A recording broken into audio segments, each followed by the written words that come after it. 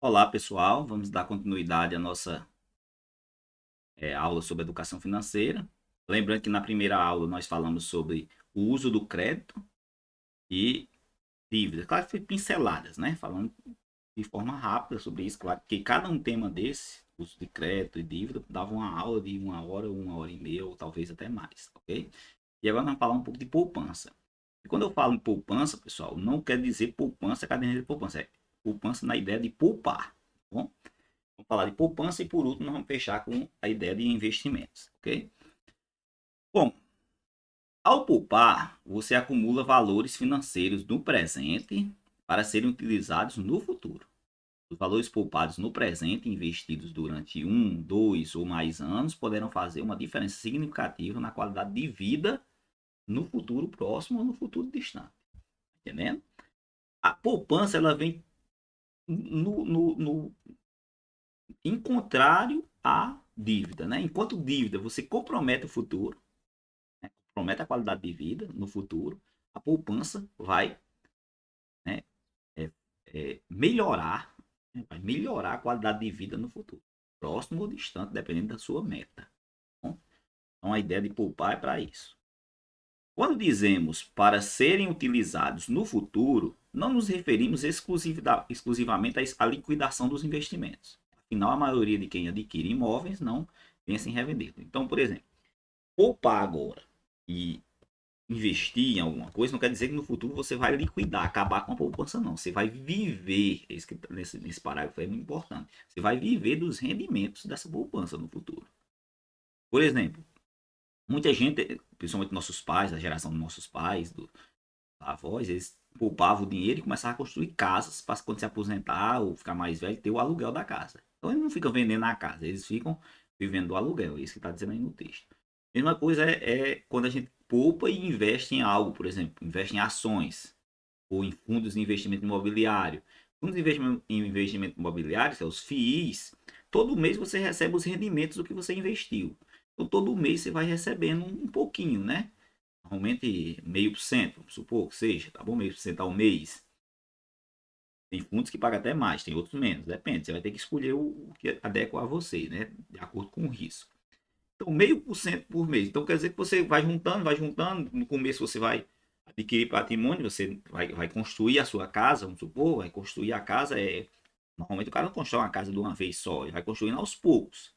Vai comprando, compra o terreno, terminou de pagar, vai construir vai comprando tijolo, vai encosta ali, vai comprar o ferro, encosta, compra areia, encosta, aí depois levanta ali, bota em ponto de laje, para um pouquinho, vai juntar mais dinheiro, aí faz o reboco, depois guarda um pouquinho, depois faz o acabamento, né? Então, depois aluga.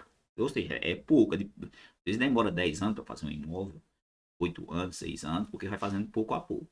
A mesma ideia de investir é pouco a pouco também. Você começou, é, botou ali R$ 100 no local lá, guardou lá no fundo de investimento imobiliário, suponha, ou em ações, comprou lá ações de uma empresa qualquer aí, não vou citar o nome não, que a gente não pode, caracterizar, aqui nesse vídeo, eu não vou fazer nenhuma indicação de compra nem de venda, né? Então, deixar bem claro, se eu citar aqui, não é com a ideia de fazer nenhuma indicação de nada. Mas suponha que você compra lá uma ação de uma empresa aí, qualquer aí, vou pegar aqui um exemplo sem ser indicação de venda, um Itaú da vida, que é o banco.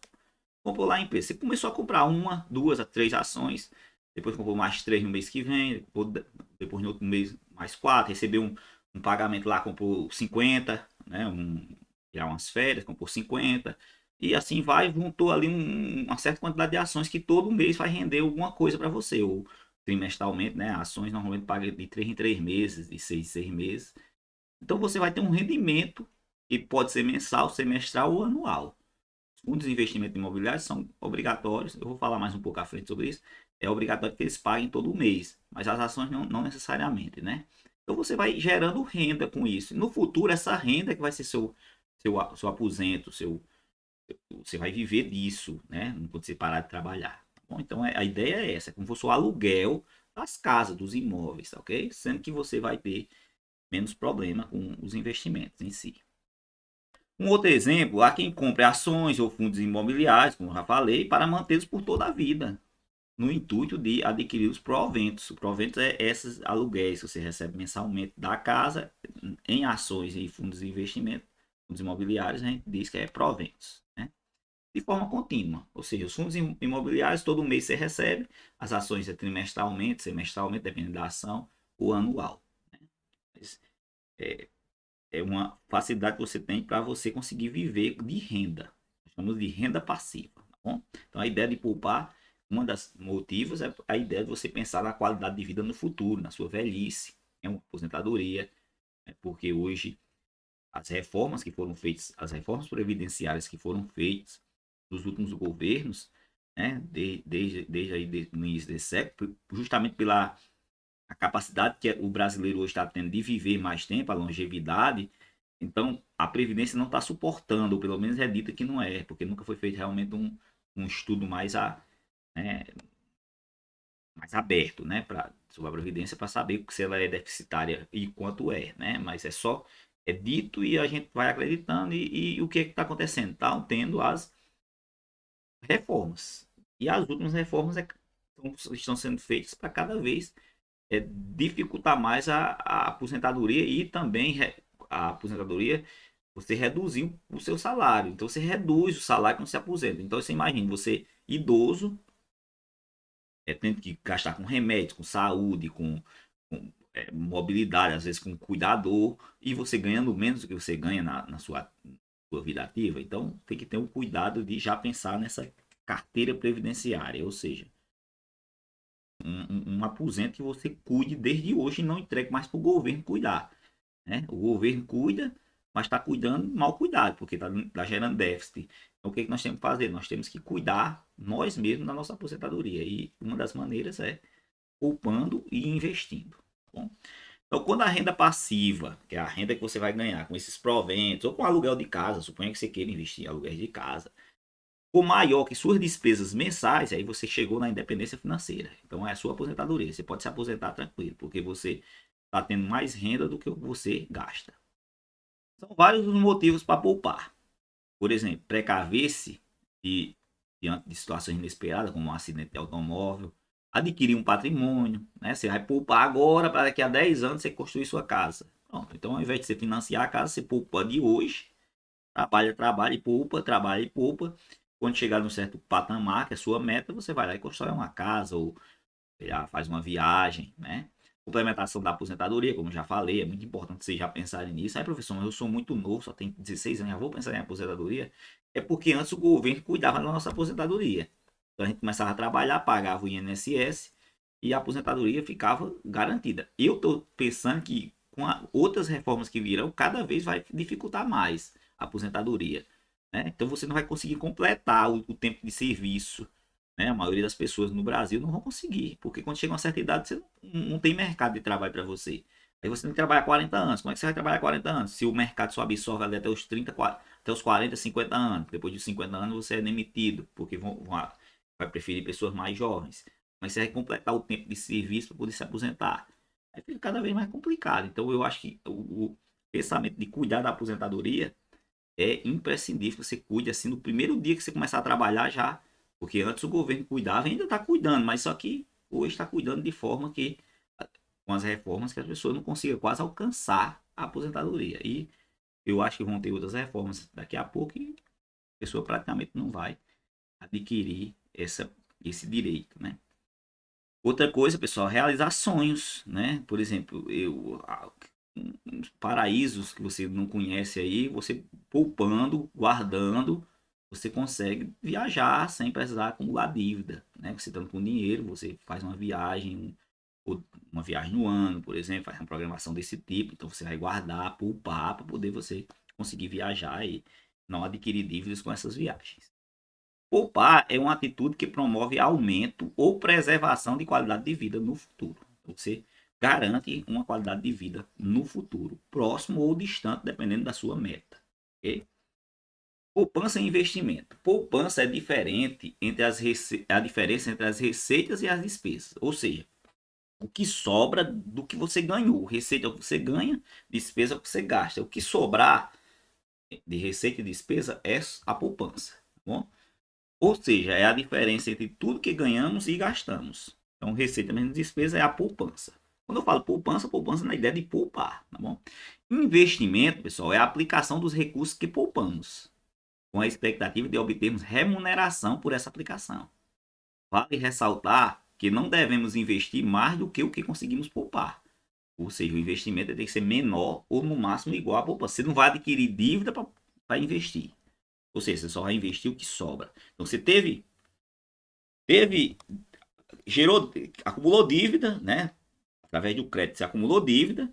Você primeiro vai pagar as dívidas, depois você equilibrar suas finanças, você vai poupar. Quando você conseguir poupar o que sobrar, né, do seu gasto mensal, da receita que você tem, o gasto que sobrar, aí você investe. Esse investimento, isso é investimento, tá bom? Investir é o que sobra do seu mês, né? Bom, e quais são os tipos de investimento? Sim, aí cabe salientar, pessoal, que todo brasileiro é capaz de investir, nem seja um pouquinho. Você não consegue investir muito, você pode investir pouco, porque todo mundo tem que poupar alguma coisa, porque senão ele vai viver toda hora na o que eu chamo de corrida dos ratos. Você trabalha, você se endivida, trabalha para pagar a dívida e depois se endivida de novo, aí trabalha, né, paga a dívida, se endivida de novo, trabalha, que é mais ou menos o que acontece com o brasileiro. Né? Ao invés de poupar e nunca se endividar para ter uma qualidade de vida. Né? E quais são os tipos de investimento? Vamos entrar aqui e falar um pouquinho sobre investimento. Só existem dois tipos de investimento, pessoal. Dois grandes grupos. Emprestar o dinheiro para alguém ou ser sócio de alguém. Alguém ou alguma coisa. Né? Emprestar o dinheiro para alguém é renda fixa. Emprestar dinheiro para o banco, dinheiro para um, uma empresa, emprestar dinheiro para um investimento imobiliário, ou para um empreendimento imobiliário, um agronegócio. Né? Então é renda fixa, emprestar para alguém. A outra é renda variável, é ser sócio de alguém. Né? Ser sócio de alguém é a outra maneira. Como você vai ser sócio, normalmente você vai ser sócio de um comércio, um negócio, de um empreendimento, e o negócio às vezes é bom e às vezes é ruim. Por isso que é variável, varia. Né? Já a renda fixa é constante, você sabe quanto é que você ganha. Tá bom? Aqui pode ser melhor, né? A longo prazo vai ser sempre melhor, mas pode ser melhor no curto prazo ou ser pior no curto prazo. Então, renda variável não é aconselhável para você investir em curto prazo.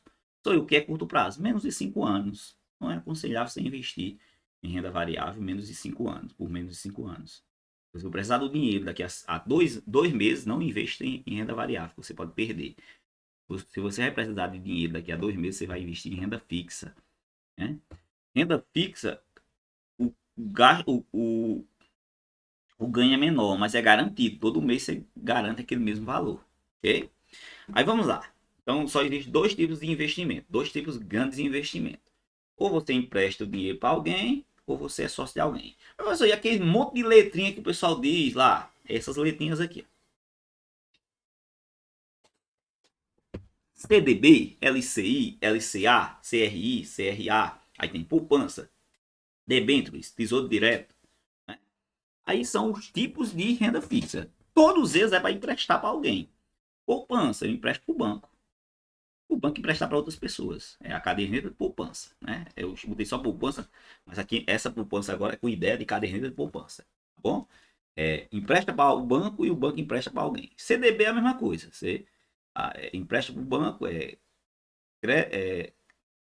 certificado de, de depósito bancário, né? CDB.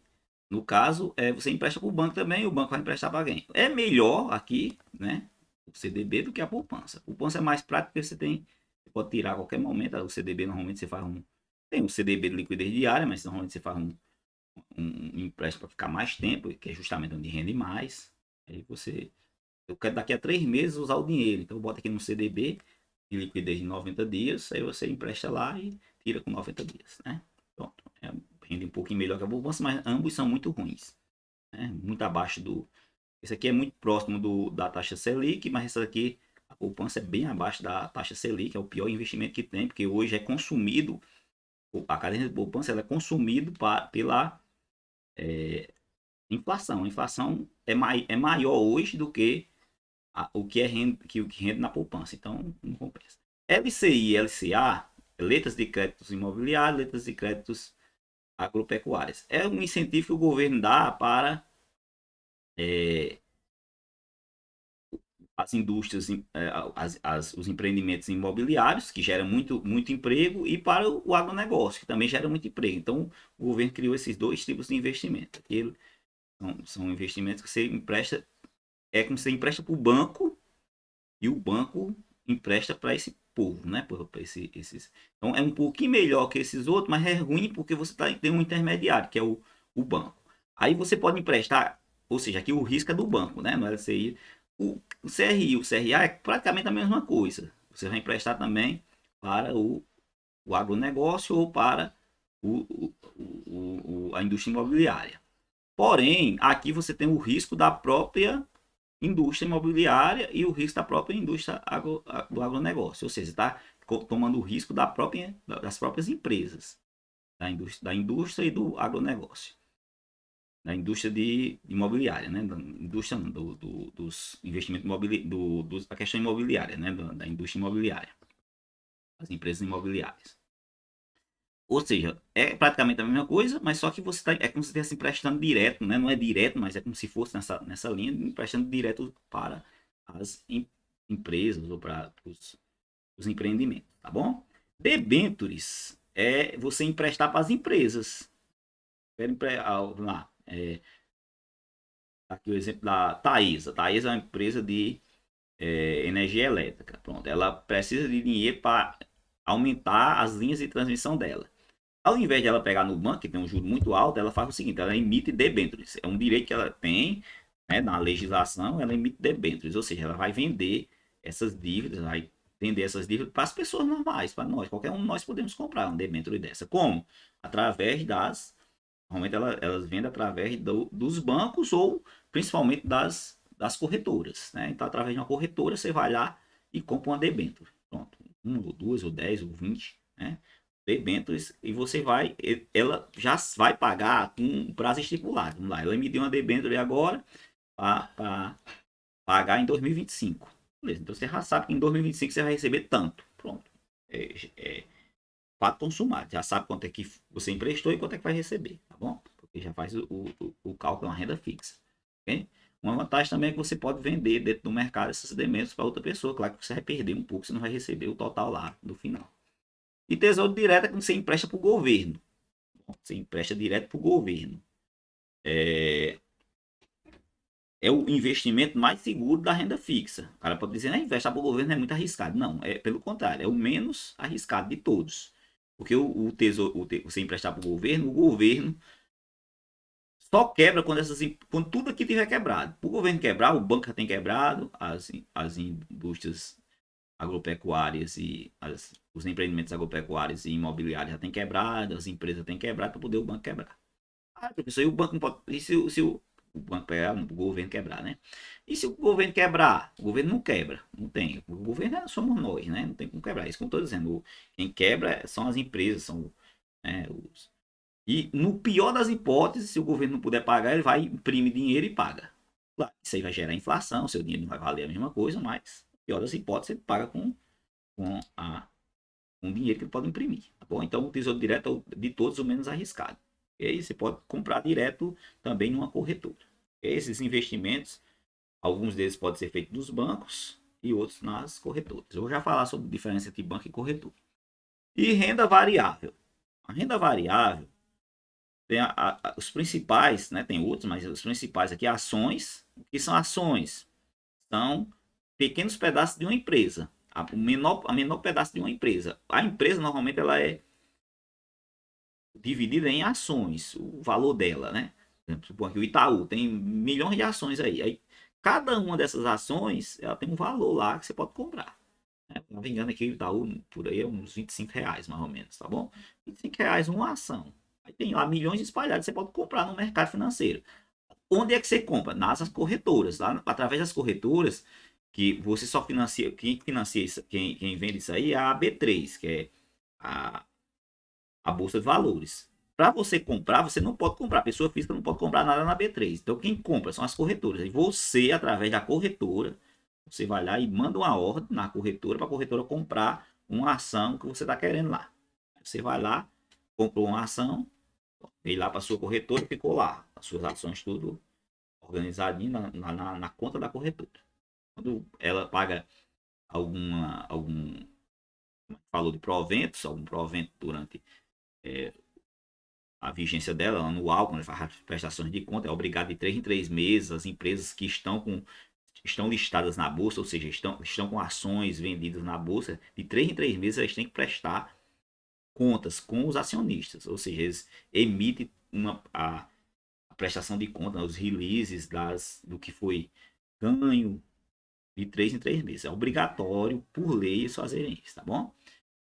E tem os FIIs. Os FIIs são imóveis, só que imóveis de outro patamar, né? Normalmente a indústria de imóveis, há um incentivo muito grande para a indústria de imóveis no Brasil, porque elas que geram mais empregos no Brasil, né? Então, nós temos os FIIs, são grandes investimentos. Aí eu posso citar um FII de shopping, né? Os shoppings normalmente são administrados por fundos de investimento imobiliários. Aí você pode comprar uma parte desse shopping.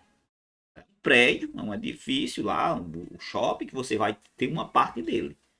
Você vai ser dono de uma cota, né? De uma ação, que seria o equivalente a uma ação, né? A gente chama de FIIs, né? Aí que são pequenas cotas, são as cotas dos fundos de investimento imobiliário. Você, por lei, obrigatoriamente, os FIIs têm que distribuir com os acionistas, com os cotistas, 90% do que arrecada no mês. Por exemplo, um fundo de galpão logístico. Com logística, você tem as empresas, normalmente, são donas das ações. Por exemplo, vou citar um exemplo aqui, a Magazine Luiza, uma empresa que é listada na bolsa. Ela precisa ter os galpões para distribuir, porque ela vende muito através da internet. Então, ela precisa dos galpões em locais estratégicos. Por exemplo, tem que ter um galpão em Fortaleza, outro em Natal, sei lá, em São Paulo deve ter uns 10, para botar os produtos para distribuir com as, ou com as próprias lojas que vendem, também para distribuir com as pessoas que compram na internet e quer que receba logo. Então elas têm esses galpões, normalmente esses galpões são construídos pelos FIIs e alugados para as empresas. Aí o cara, esse aluguel que ele recebe todo mês, junto aos aluguéis de vários empreendimentos, normalmente esses fundos têm vários empreendimentos no Brasil, e distribui, junta tudo, distribui com os cotistas. Aí quando distribui tantos por cota, por exemplo, mas suponha que um galpão desse que distribui 60 centavos por uma cota que você comprou a 100 reais. Suponha isso, tá bom? Então, se você tiver duas cotas, distribui R$1,20. Se tiver três, R$1,80. E assim vai, ok? Existem FIIs de 100 reais, 150, 200 reais, tem de 10, 11. Bom, aí tem que estudar e ver qual que cabe no seu bolso e o que é que ele rende mensalmente. Então, existe FIIs de, como eu já falei, de shopping, de galpões logísticos, de lajes corporativas, que é aquelas salas que são alugadas em grandes cidades, tem FIIs de papel, que justamente ele não tem imóvel, mas ele investe em outros imóveis, né? Obrigatoriamente tem que ser em investimentos imobiliários, normalmente investe em CRIs e CRAs, né? E outros fundos também. Aí tem FIIs, hoje tem de tudo, você imaginar, de hospital, de escola, de agronegócio, até fazenda, tá tendo agora, de fazendas. Então, é bem diversificado, aí você vai estudar e ver qual que se adequa a você e investe nisso, né? Existe uma legislação em cima, né? Que você tem que pagar, às vezes, impostos, outras vezes não, né? Dependendo do tanto que você negocia. Então, tem que ter esses estudos, tem que saber, tá bom? E tem os fundos de ações, que quando você não sabe, não quer estudar, aí você, ao invés de estudar as ações e comprar suas ações, você paga uma pessoa, que nós chamamos de gestor. Os FIIs também tem o gestor, tá bom? Então, os gestores dos fundos que vai estudar e comprar as ações e vender, né, de acordo com a intenção dele. Qual é a vantagem? É porque tem uma pessoa estudando, que são pessoas especializadas, que vão comprar essas ações e vender. Qual a desvantagem? É que você não vai escolher as ações, ele vai investir no que ele achar mais adequado. né? O gestor. Se o gestor for ruim, aí você pode perder muito com isso. Se for bom, você pode ganhar, né? Então, tem vantagens e tem desvantagens, tá? Ok? Aí também tudo é através do estudo. Eu estou dando o caminho inicial para que vocês possam estudar vislumbrar um conhecimento melhor para poder vocês mesmos escolherem os investimentos de vocês. Tá aí. Renda fixa é um tipo de investimento, tá? E tem vários, e muitas vezes confundo pelas questões das letrinhas, né? Das siglas, e tem as rendas variáveis, que também, aí, três opções, que podem ser boas ou ruins, dependendo do seu ponto de vista, do que você quer para sua vida, tá bom? Eu não digo que nenhuma coisa é boa, nenhuma coisa é ruim. Ela tem, todos isso aqui tem vantagem e desvantagem, tá ok? Mais à frente eu vou mostrar, né? Mas aqui à frente eu vou mostrar que não existe nenhuma dessas investimentos que não tenha risco. Tudo tem risco. Agora, quanto menor o risco, menor o retorno. Bom, é aqui. Aqui, ó. Então, tudo não existe aqui para vocês. Alguém chegar aqui para vocês e dizer assim, chega para mim, Rosley, tem ali um investimento que vai render 10% ao mês e você não vai se arriscar em nada, não tem risco nenhum. Mentira, fuxa disso que é um golpe. Porque não existe investimento sem risco. Tudo tem risco. E o retorno, que aqui é a rentabilidade depende do risco. Bom, então, caderneta de poupança é o menos arriscado que tem. Não tem risco nenhum, praticamente.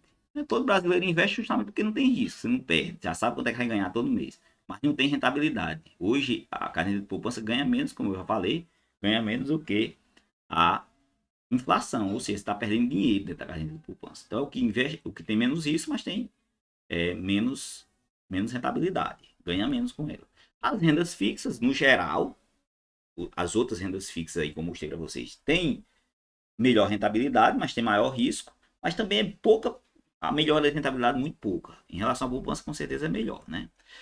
Depois, imóveis, investir em imóveis, comprar uma casa. Tem risco, professor? Tem. A casa não pode cair? Um risco. Você não pode alugar para uma pessoa, a pessoa ir lá e não pagar, e ainda botar na justiça querer tomar a casa de vocês. Tem vários exemplos. É risco. Tem risco. Mas tem uma rentabilidade melhor que a renda fixa. Se você puder comprar uma casa e alugar, é melhor que botar no CDB ou fazer uma debênture. Com certeza, é melhor investir na casa. Bom? Ou num apartamento, alguma coisa, né, para alugar. Investimento, a gente está falando em investimento, não é uma casa para morar. Que casa para morar não é investimento, é só um passivo seu, tá bom? E ações e fundos de investimento imobiliário. É melhor que um imóvel, é melhor que a renda fixa, é melhor que a caderneta de poupança. Professor, é melhor a rentabilidade, é melhor também, é maior também o risco? Claro que é.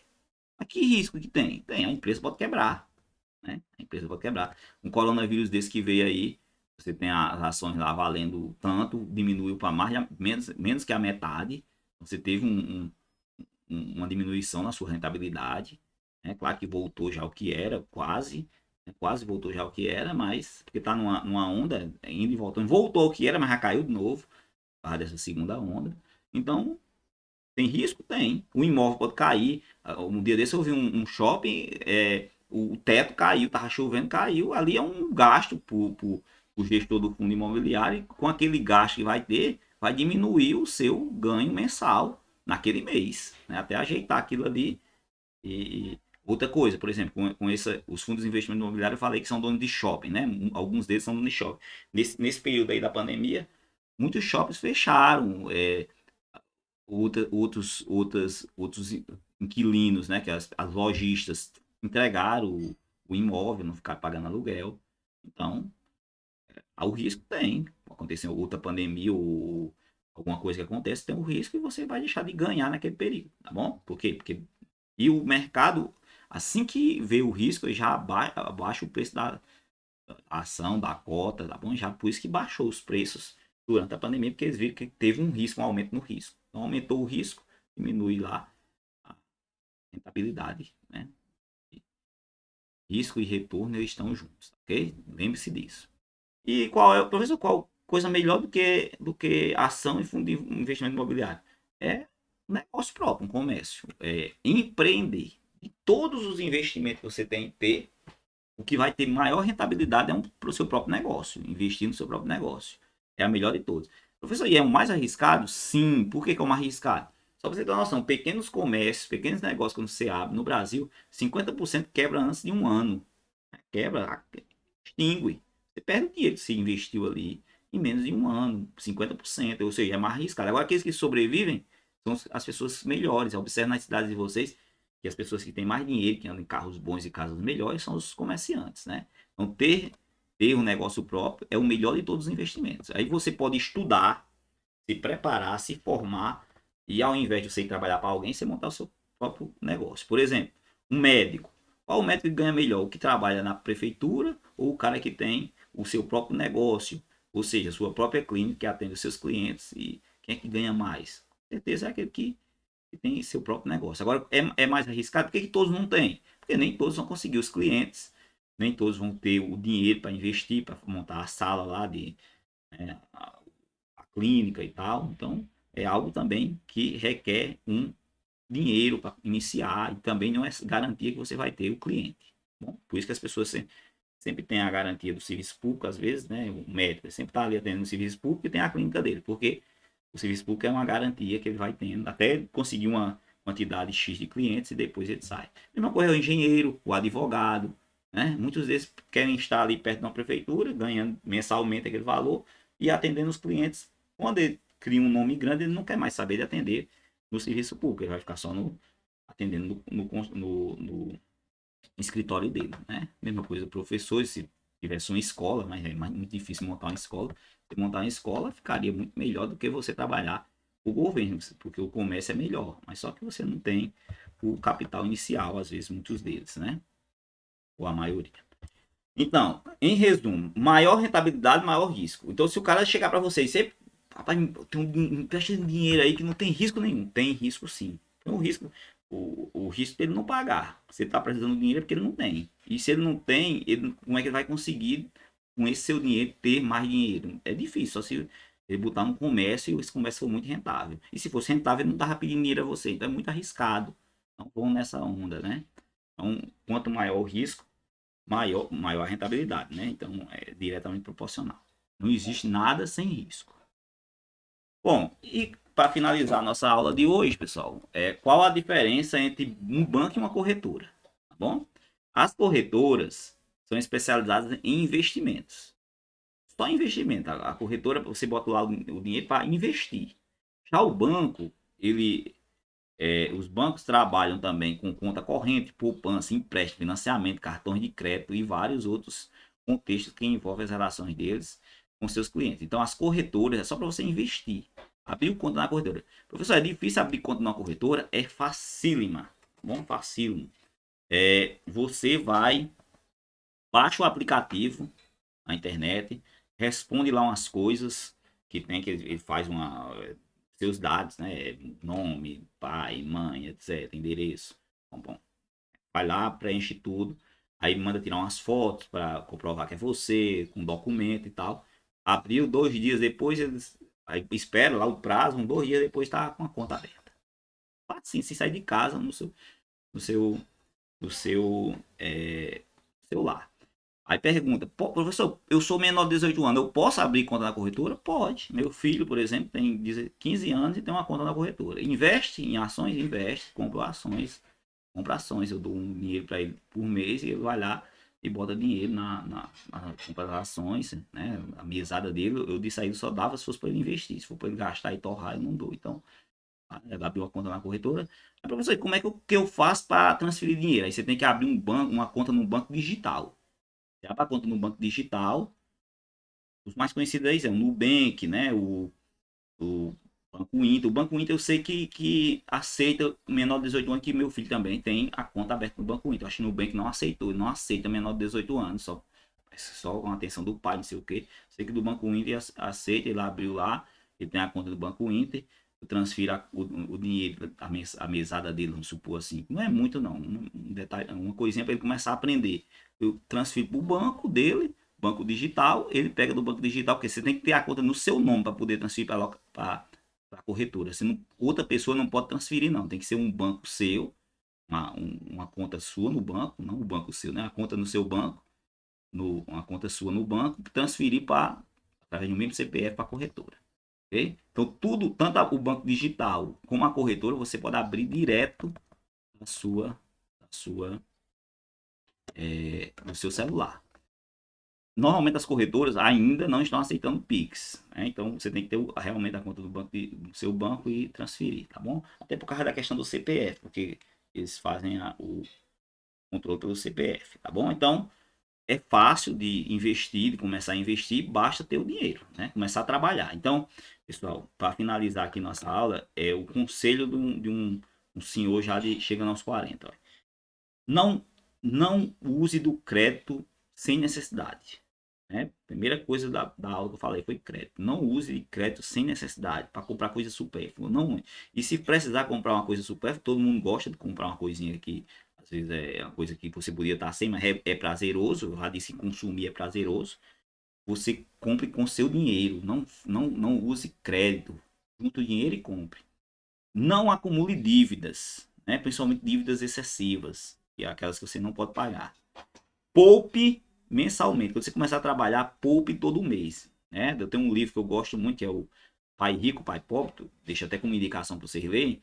O cara lá que escreveu o livro diz que a primeira coisa que ele faz quando recebe o dinheiro dele mensalmente é colocar na poupança a parte que ele designou para poupar. Ah, eu designei como meta da minha vida 10% do que eu ganho para poupar. Então, assim que eu recebo 10% eu transfiro e invisto. E eu vou viver com 90. E eu me deu o jeito de viver com 90. E é assim que você vai, né? Você vai poupando ao longo da vida e vai adquirindo uma certa qualidade de vida no futuro próximo ou no futuro distante. E, né, eu falei de crédito, não se endividar, poupar e, por último, investir. Saber investir, escolher as coisas certas. Para isso, precisa estudar. Né? Na internet aí tem várias pessoas que orientam, dão boas orientações gratuitamente. A maioria deles também querem que pague, né? Que compre as coisas deles, mas eles já fazem, já ensinam muito gratuitamente. É só ir pincelando lá, buscando, porque há muita coisa gratuita que você pode se especializar e estudar, tá bom? O próprio Banco Inter, por exemplo, eles fazem relatórios mensais das empresas, né? Eles têm as empresas que eles indicam. Eu não aconselho isso, você seguir empresa de ninguém, você mesmo estuda e você mesmo escolhe a sua empresa. Mas eles têm lá empresas que eles mandam por e-mail da gente, empresas que eles indicam, né, mensalmente para comprar, né? Você vai ter um pontapé, aquelas empresas você pode estudar elas e delas você decidir se vai comprar ou não. Porque toda a vida a última decisão tem que ser a sua. Porque quem vai comprar, quem vai manipular, quem vai dar a ordem na corretora é você. Quem vai escolher seu investimento é você. Então você pode até ouvir outras pessoas, mas a decisão final é sua. Né? Então, estudem, se preparem e bons investimentos, né? Boa vida, tenha uma vida tranquila, sem dívida. Uma vida tranquila é uma vida sem dívida. Não tem um estudo filosófico que diz que você não é o tanto que você ganha que vai definir quem você é, o tanto que você gasta. Né? Tanto que você consegue gastar e poupar ao longo da vida que vai fazer você, se você é um cara afortunado ou não. Você pode ganhar milhões, se você ganhar 1 milhão e gastar 1.200.000, você está se endividando e você vai ser um cara pobre no final da vida. Se você ganhar 1 milhão e gastar 900, você vai sobrar 100.000 todo mês e você... Estou falando 1 milhão, que é muito dinheiro, só para dizer que tanto vai você ganhar muito ou ganhar pouco, se você não conseguir guardar um pouco, senão vai ser pobre no final, tá bom? Que é o que acontece, por exemplo, com jogadores de futebol, modelos, é, cantores, né? Vários exemplos que ganham rios de dinheiro durante a fase áurea e quando chega num determinado momento, 10 ou 15 ou 20 anos depois, estão pobres. Pobres não deu onde morar, né? Pessoas que, esses Big Brother da vida, que ganham rios de dinheiro, mas não soube guardar, não soube poupar e não soube investir para ter uma renda passiva e acaba ficando pobre do jeito que era antes, tá bom? Então tenha esse cuidado, poupe e invista, tá bom? E para isso você precisa estudar, ok? Muito obrigado, pessoal, pela, pela oportunidade de fazer essa aula para vocês. Espero que eu tenha contribuído em alguma coisa, mas se por acaso vocês não acharem que não deve, peço desculpa pela minha impertinência, mas deixa aqui um abraço fraterno para cada um de vocês e um desejo que vocês tenham cuidado de cuidar do dinheiro de vocês, ok? Um abraço, tchau.